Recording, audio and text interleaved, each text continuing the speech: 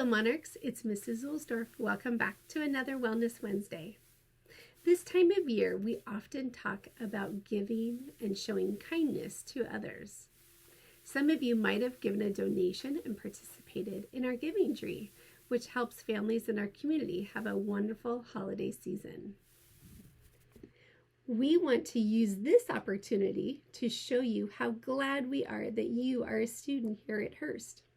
We have a new banner hanging on campus that says, "Guess what? Hearst teachers think you make our school better." And that's just a message that we want every single one of you to hear, that we are so glad that you are here and part of our Hearst community. We also have a giveaway today. So we have something for every single student on campus, and that is some new stickers that we ordered that say "Better Together." This is just a little tiny gift from all of us at Hearst saying that we are so glad you're here every day and that when we're all on campus, we are definitely better together. So what better way to end our Wellness Wednesday than to read a great little book called Better Together by Amy Robach and Andrew Shue. Enjoy.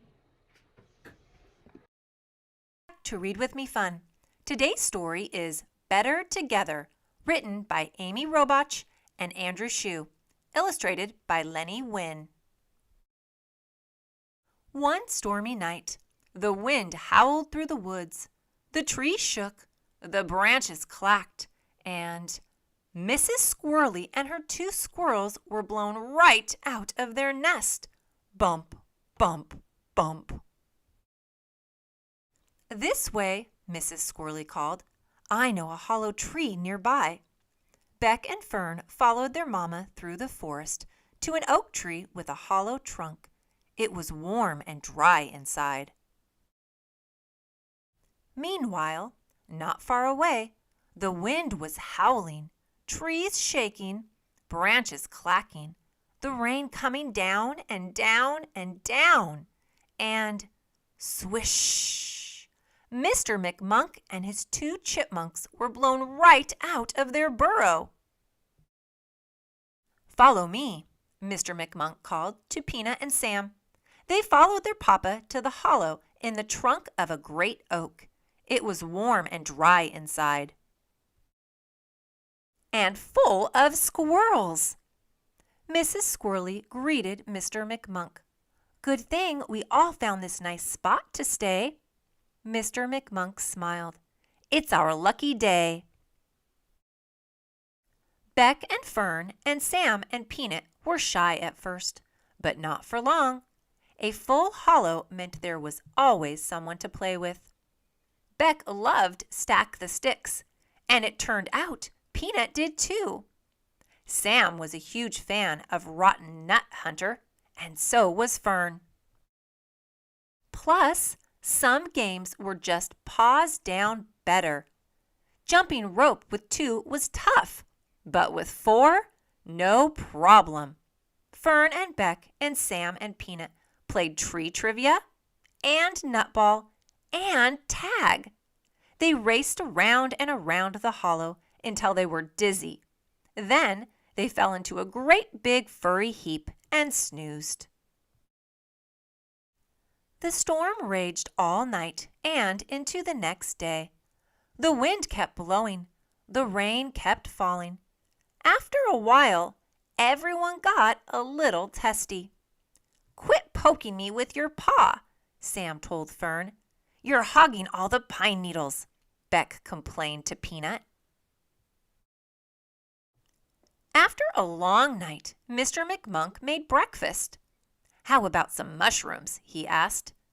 Beck wrinkled her nose. "In our nest, we always eat berries for breakfast." "Beck, don't be rude," Mrs. Squirrely said, as she set out acorn caps full of rainwater. "Rainwater?" Peanut crossed his paws. "In our burrow, we drink dewdrops." Mr. McMonk sent him to the corner. The grumping got worse. Almost everyone wanted things back to the way they were before the storm. "Our nest was the best," Fern said. "Our burrow was awesome," said Peanut. we have to share?" Beck wailed. "All they ever do is chatter," Sam said. "Chatter, chatter, chatter." "We do not," Beck shouted. "Do too," Peanut yelled back. Mrs. Squirrely threw up her paws. "Enough! From now on, squirrels will stay in this part of the hollow." "And chipmunks will stay over there," said Mr. McMonk. Peanut and Sam and Mr. McMonk went to one side.